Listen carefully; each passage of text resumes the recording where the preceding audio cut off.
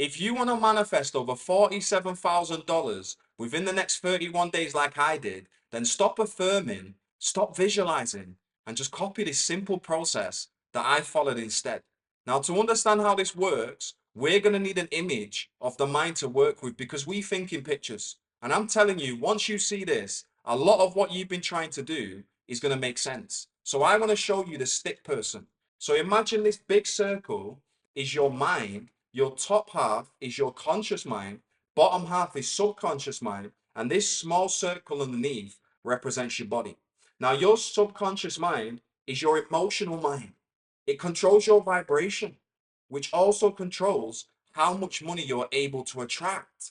This is where things usually fall apart for people because you can visualize your goal all day long. You can say affirmations until you're exhausted. You can stay positive, stay hopeful, and do everything that you think you're supposed to do. But if your subconscious mind does not accept the idea of having money, none of it sticks. Okay? Your subconscious mind does not respond to words, it responds to familiarity and emotion. It responds to what's normal to you. That's why so many people say they've been visualizing for months or even years and nothing's changed because they're doing the techniques, but internally they still feel like the same person that's chasing that result. The subconscious mind never moves towards what you want. Okay? It keeps you anchored to who you believe you are. And I noticed this in myself. On the surface, I was doing all the right things, but internally, my thoughts still sounded like someone waiting for something to happen.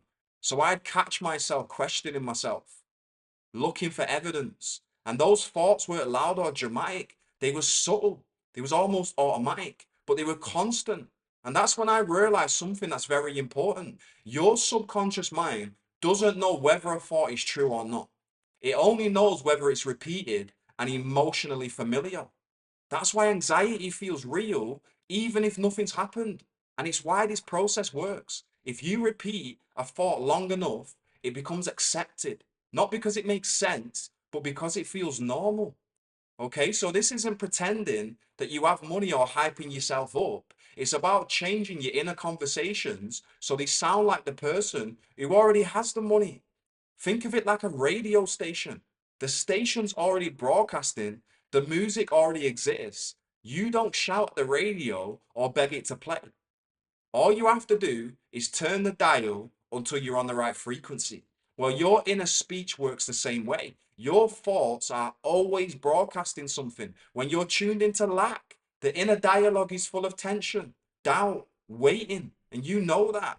Okay? But when you're tuned into having, the tone is completely different. It's calm. It assumes that the result's already done. And that is what absolutely changed the game for me. I didn't force affirmations. I didn't visualize for hours. I just changed the way that I spoke to myself in my own head.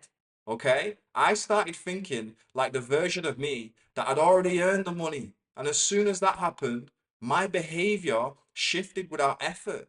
The decisions that I made changed, and the way that I showed up changed. The way that I felt within my body changed. Then the car, the house, the money, the clients, they all followed naturally.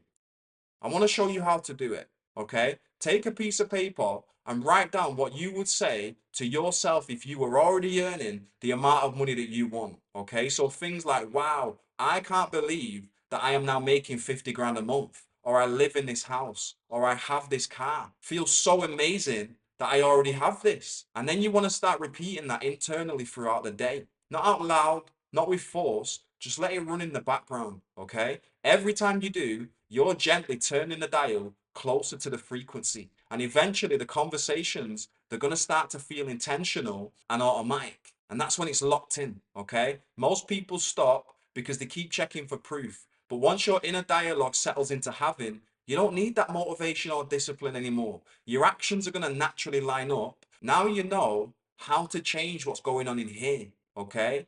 I've got one habit that I contribute to my success over the past 2 years. And I do it first thing in the morning. If you want to know what it is, watch this video on screen. I'll show you exactly what it is and how to apply it.